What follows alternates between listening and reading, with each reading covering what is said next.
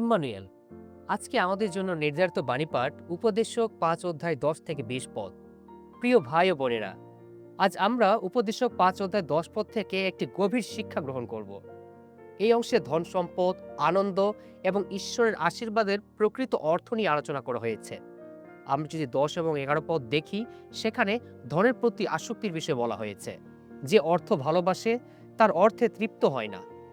মানুষ যত ধন অর্জন করে ততই তার চাহিদা বাড়ে।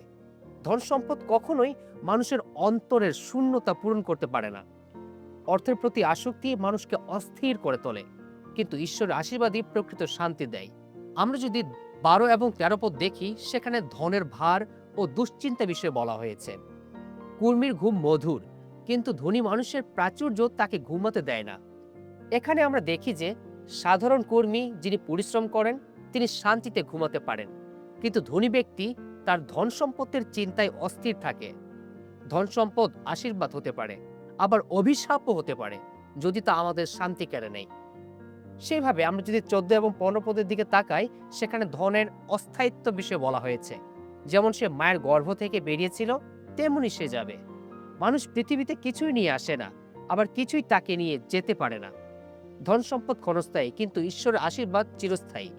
আমাদের উচিত ধনকে আঁকড়ে না ধরে বরং ঈশ্বরের উপর নির্ভর করা। আমরা যদি ১৮ এবং ২০ পদের দিকে তাকাই, সেখানে ঈশ্বরের দান হিসেবে জীবনকে বলা হয়েছে। মানুষের জন্য ভালো হলো খাওয়া, পান করা এবং পরিশ্রমে আনন্দ করা। এখানে শিক্ষা হলো জীবনকে ঈশ্বরের দান হিসেবে গ্রহণ করা।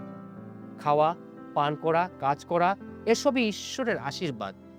ধন সম্পদ নয়, বরং ঈশ্বরের উপস্থিতি আমাদের জীবনে আনন্দ ও শান্তি আনে।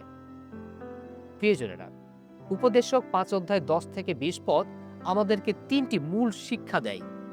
প্রথমত, ধন সম্পদ কখনোই প্রকৃত তৃপ্তি দেয় না। দ্বিতীয়ত, ধনের প্রতি আসক্তি মানুষকে দুশ্চিন্তায় ফেলে।